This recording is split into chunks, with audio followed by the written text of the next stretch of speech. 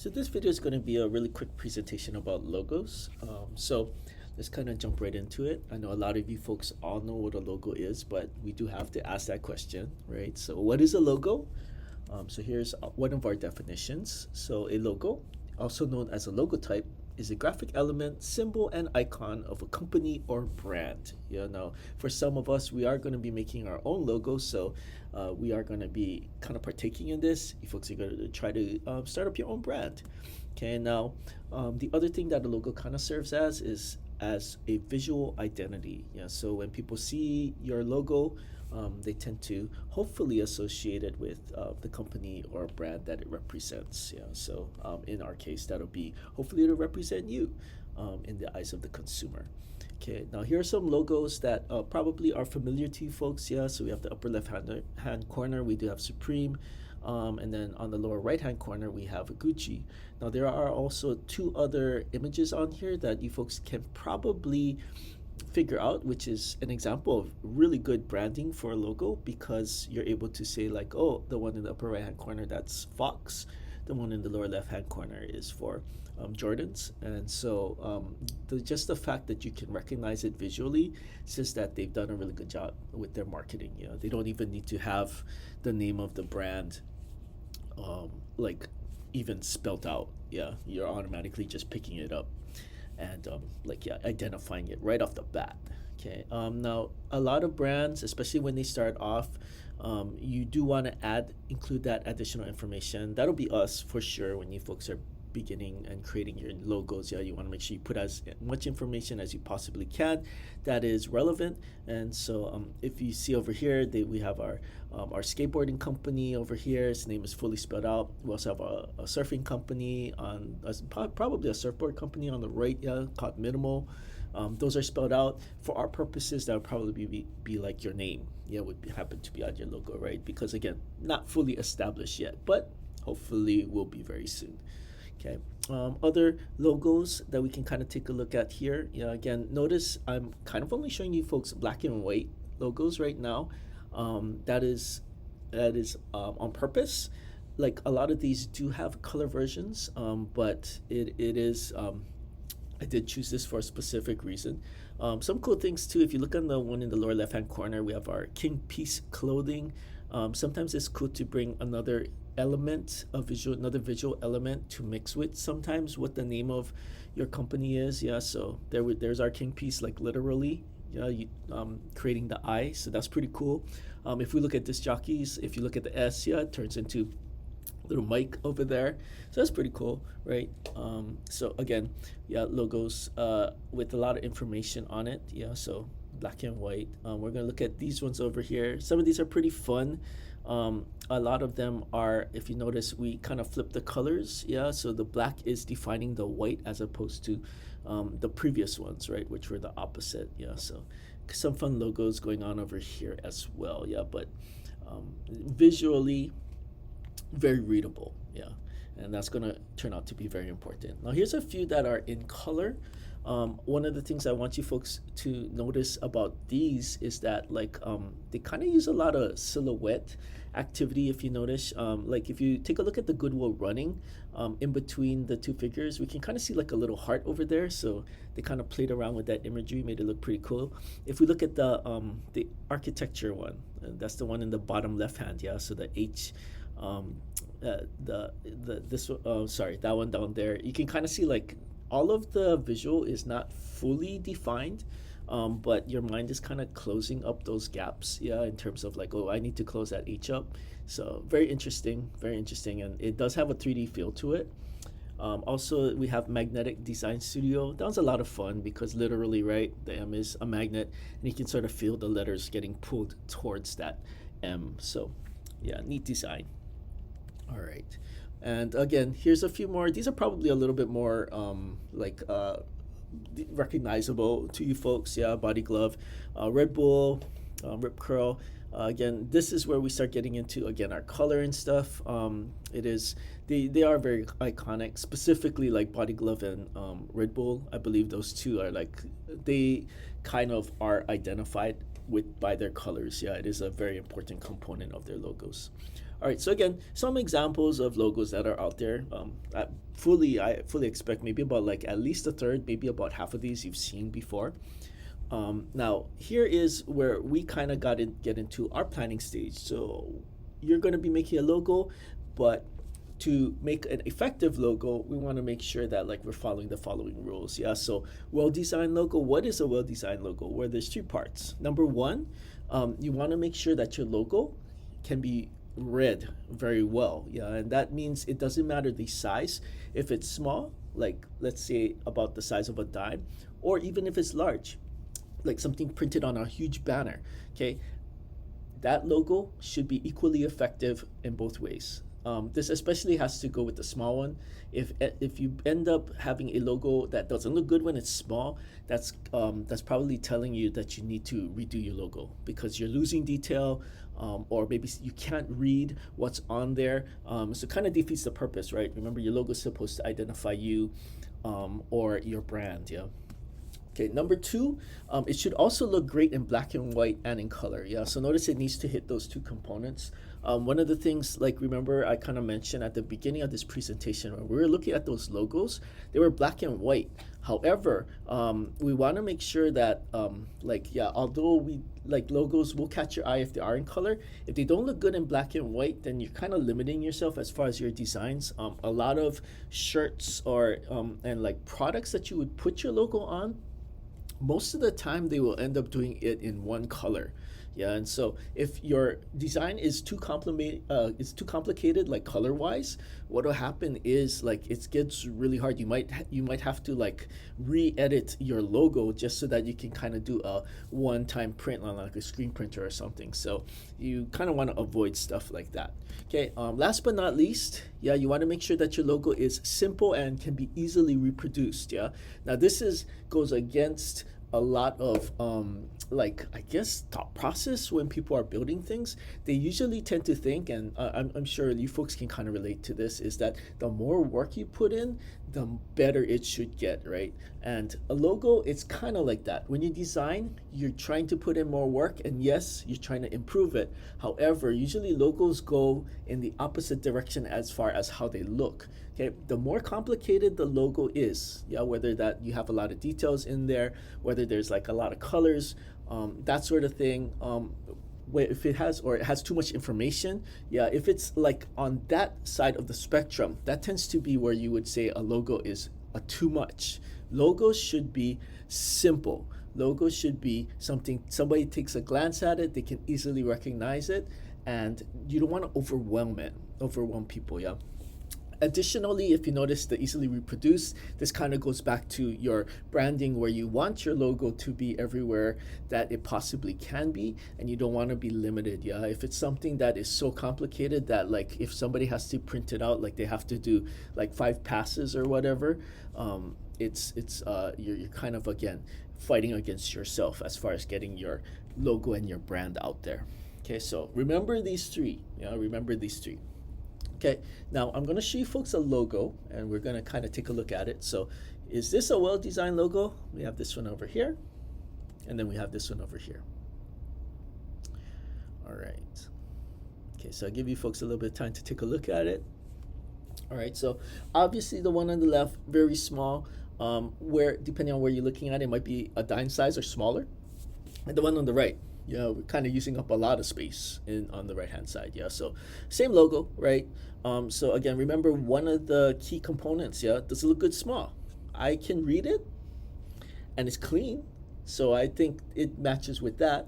And does it look good large? Yeah, and that one, yes, very clear. Yeah, I can read the company, and I know what brand it is. Yeah, so and I can pick out the visual elements. Okay, so that part is really good. Yeah, does it look good in black and white and in color? Well, you can kind of imagine what the color would end up being. Usually, you would just switch out the black with another color. But as far as black and white goes, yeah, it's not a very complicated logo, so that is it's going to end up being effective that way. And then last but not least, yeah, remember it needs to be simple, it needs to be easily reproduced. Yeah, if you were printing this on a shirt, this is a one pass kind of situation. Yeah, you just just do one pass on the screen print above on the pocket of a shirt, good to go. Yeah, or side of a shorts, one time, good to go.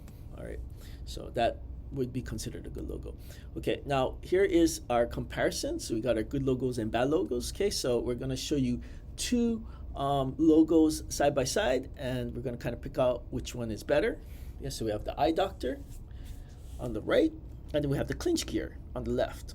So I'll give you a little bit of time. Let's take a look at that.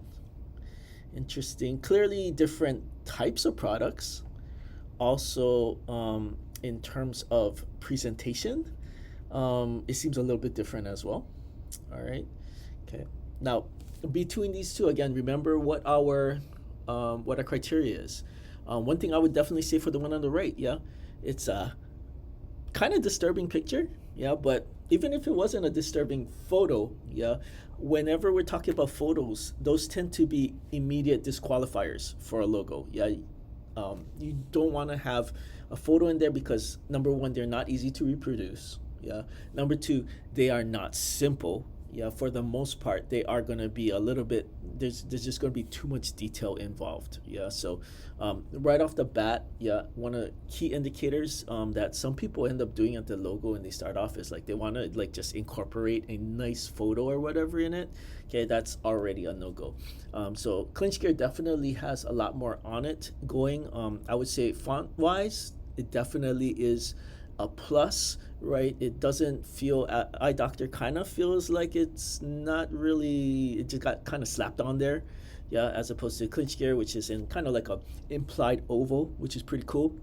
Other things you may notice is that, yeah, it's kind of it is also very stylized in terms of the individual shapes and stuff. So definitely we're thinking clinch gear, yeah, is gonna be the better one of those two. All right, on to the next one. Okay, so we have ourselves Village Bakery on the right, and then we have Top Tiger on the left. Okay, now this one is going to be a little bit, you can probably find good things for both, yeah, but we're trying to find the best one. All right, so I'll give you some time to kind of take a look at that. Now, one thing I'll note with Top Tiger is, and you folks are probably picking this out already, it has a very similar layout to the Eye Doctor one. Yeah. Now, I really think the font is cool for it.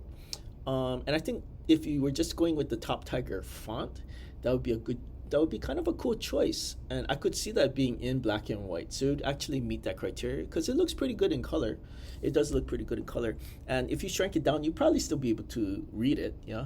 So one of the main issues that kind of pops up with this one is, again, we're just kind of using a color photo in there. They didn't even like vector it or anything. So that's like one of those too complicated. It kind of violates that rule.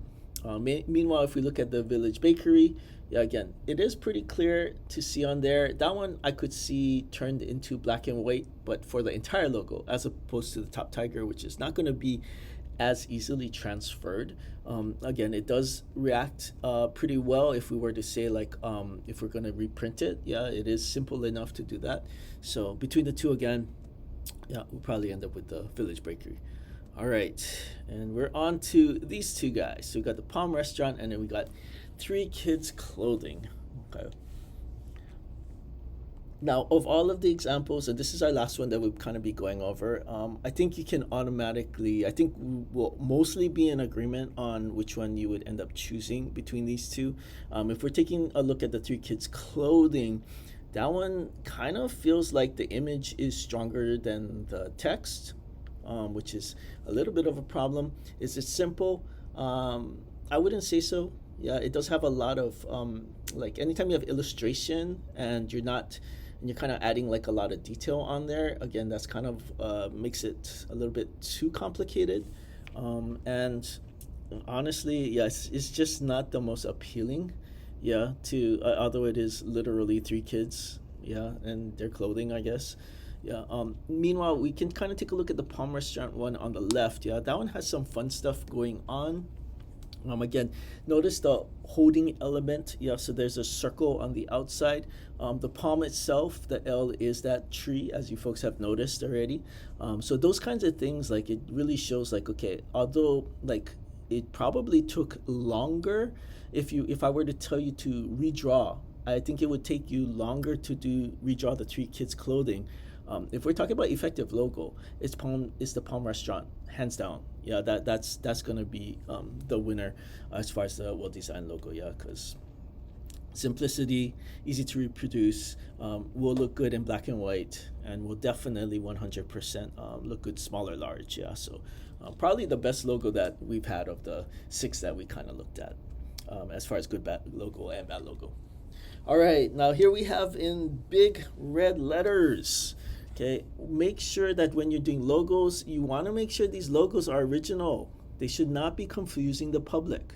Okay, very, very important. Yeah. Now, obviously, when you're doing After Effects stuff, like you can include things that you like personally, right? Because for me, I'm asking you guys to make an intro for your like I'm asking you guys to make an intro for your intro of yourself. Yeah, so I'm fine with that. However, if we're going with the logo, remember logo is going to represent you out there in the world, right? So you need to be careful about using anything that belongs to somebody else. Yeah, so copyrighted material, so that includes like characters from TV shows, that includes like bigger brands, yeah, or other brands, even if they're not related to maybe what you're doing. So like even if you really enjoy like Gatorade, yeah, you're never going to go and take any of the elements from them and put it into your logo, because even though you're saying like, oh, I'm just like an artist, yeah, I'm trying to represent myself and this is my logo as an artist, that I'm putting on my business cards and so on. Got to be careful about that, because like even though like Gatorade doesn't really have much to do with that, you're still running into that risk of like, okay, you're kind of taking elements, if not like fully lifting things from like a already existing entity, yeah, and that can be very confusing for the consumer. So that's why there's laws against this, yeah. Now, here we have an example of like, okay, maybe taking things way too far. Okay, so we have Makikao. So Makikao, he wants to open up some he wants to kind of sell some Lao Laos, yeah, and he's like, I got this logo idea. Okay, and look, he has a description and everything on there, yeah, the M for Makikao, very nice, right? And then it's hot and juicy Lao Laos, perfect, right? But of course, I think you folks, as soon as you saw this logo, your reaction was a little bit different, right? Like, although Makikao might be like, I think this represents me very well, yeah, and even his color choices, great color choices for food, red and yellow, that's going to catch your attention, yeah, and that does there are studies of people saying like red and yellow are more likely to make a person hungry, yeah, when they see those colors, yeah. But the main thing here is this original? Makikao kind of looks like he may have drawn a lot of inspiration, if not outright just 100% taking the arches from McDonald's, right, to kind of drop it off in there. So yeah, definitely something that is not gonna go. Yeah, it would be kind of fun if he did maybe a parody of this, but if he's trying to turn this into a business where he's selling the Lao Laos, no matter where it is, I smell lawsuit big time. All right, but even though that's the case, like I'm liking this right over here. We have Furumoto plate lunches. Yeah, I love the color choices. I don't know if we've ever seen this before, you know. Yeah, that's the question I'm posing to you folks, right? I think it'll work. I want to sell my plate lunches. That should work out, right? Right. Okay, well, you guys are probably dream crushers as far as that goes. But yes, if your instinct is like, you can't do that, you're probably right. Yeah, because I just decided like I'm going to take something straight up from Monster Energy drink, turn it into the first letter of my last name, turn it into some plate lunches. Not gonna fly. Yeah, it's not gonna fly. And yeah, so unfortunately, my dreams right here crushed. Yeah, because I tried to kind of take something that already exists, and again, it is confusing, right? Maybe fun as a parody, short design, something like that. But yeah, if I'm trying to sell them plate lunches, I will probably end up in a whole bunch of trouble. So remember this, yeah, as far as like when we're talking about logos and whatnot. All right, so here's logo design. So there's different things you can do with logos. Sometimes when you're making logos, it's as simple as doing like simple text combinations. Yeah, so I want you folks to take a look at the one in the upper left-hand corner in that gray box. So we have Jack in the Box over there, like literally, yeah. Okay. Now take a good look at the. Yeah, so we have Jack in and then the. Take a look at it. Kind of weird, right? If you notice, the letters aren't actually fully formed. There's a lot of sharing going on.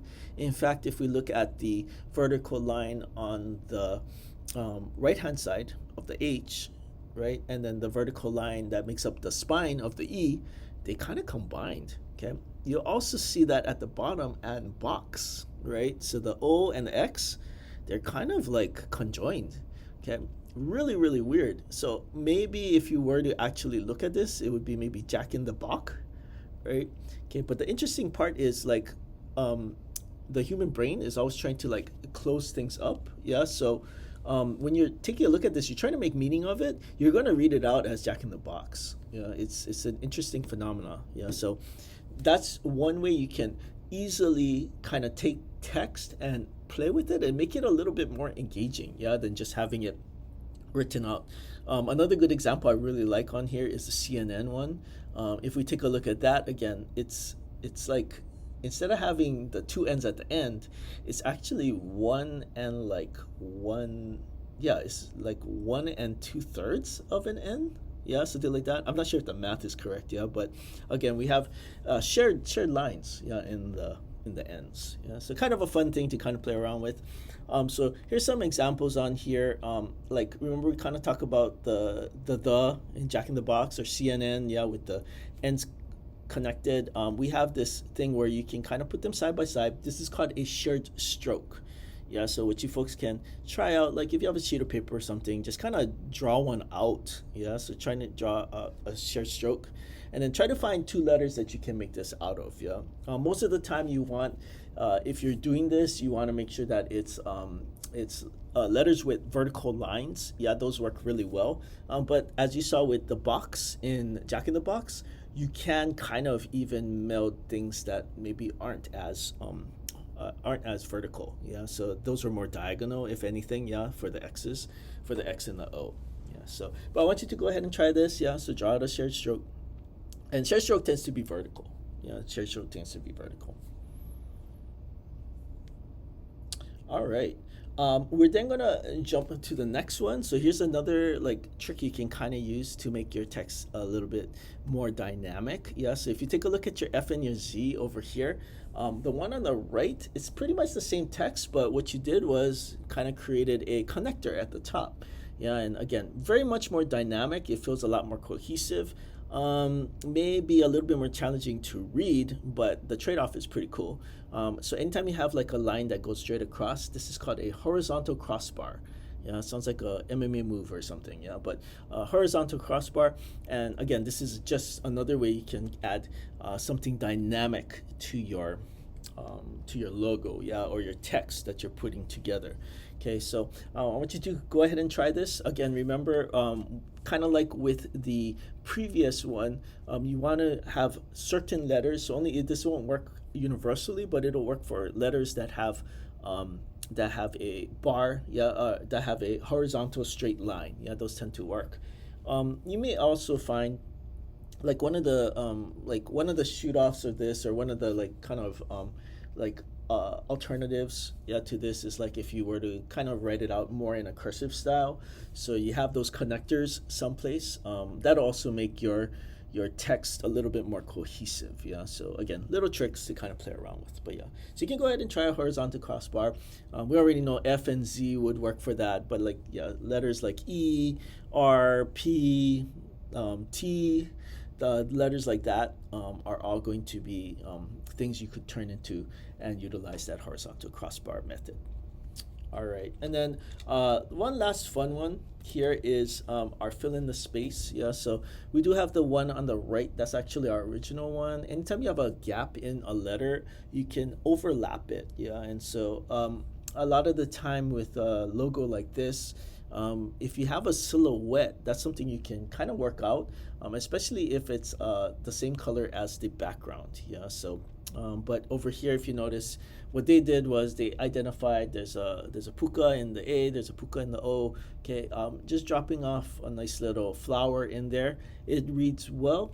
it also probably has a little bit more visual appeal. Yeah, so something to kind of play around with. So think of like some words that have that gap in there, and then see if you can turn or create something like that. Yeah, so there's our A and our O. We do have a couple other ones. There's not as many, honestly, but there are a few more letters that kind of use it. Like Q has that.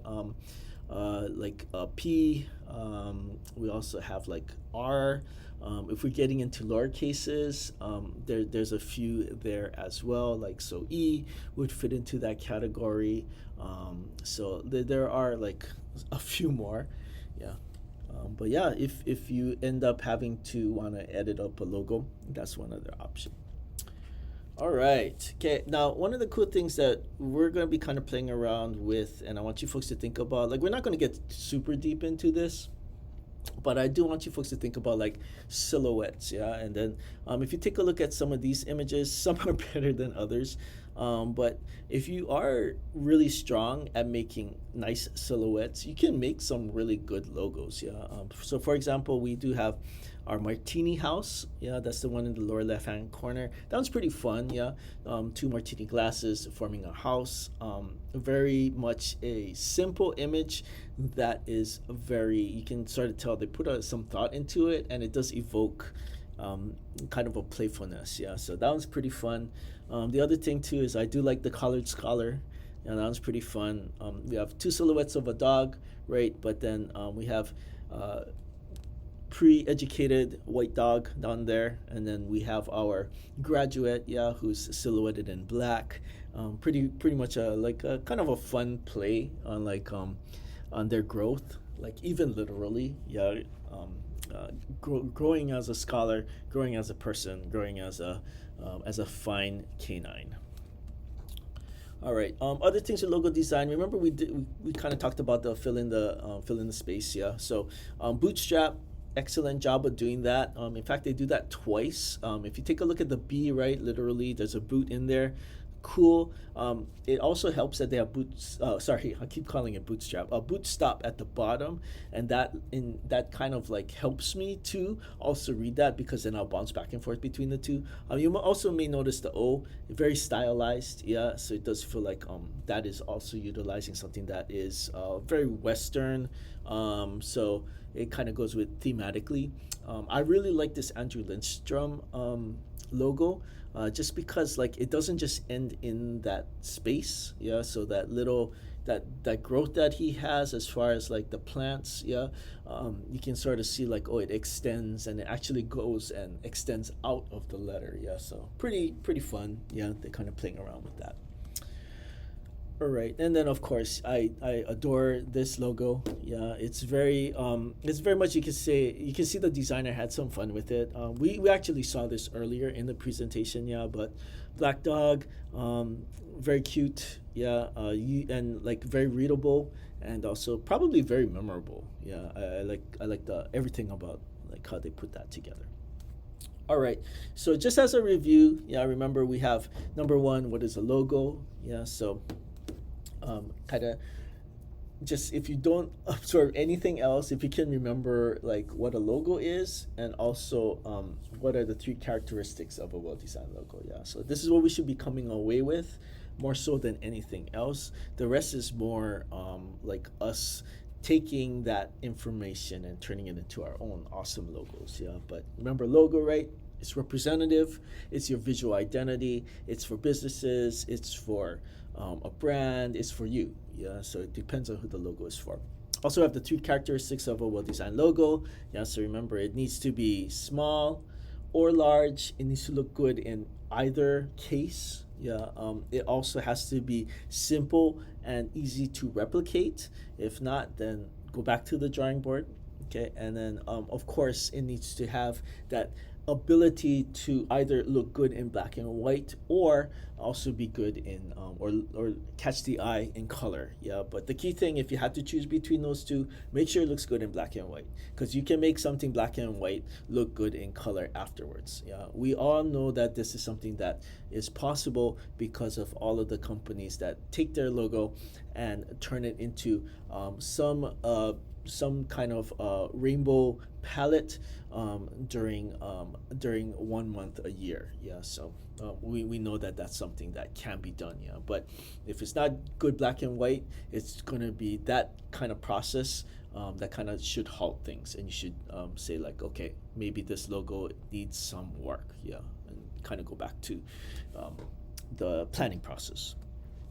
All right, so here's your assignment. Yeah, you folks are going to be designing your own logo, yeah, and we want to represent you. Now, a lot of us are going to be kind of like these, like kind of representing what we would do if we were to go into the industry. So that may differ for a bunch of you folks. Some of you folks, like even based off of your reflections, I know there's some people in here who want to get into video production as their career. Some of you folks are more interested in animating. Some of you folks are interested like actually going into like the military and stuff like that, but maybe you want to have a side hustle. Maybe you want to do design, all that sort of stuff. Yeah, so I mean, this is going to be, you're just going to design a logo and kind of, if you can, incorporate the kind of industry or business or service that you want to work in or with. I would highly suggest you consider that. Yeah, so it should represent you in some way. And again, we're being careful about not using anything that is taken from elsewhere. Yeah, so like favorite characters, favorite shows, favorite energy drinks, that sort of thing. Like, be very careful about that sort of stuff. Yeah, stuff that belongs to other companies or entities. Okay, and then also if you can make sure in this, like sometimes logos, you folks will notice, are just text, because I do want to get you folks some vector, like some practice vectoring.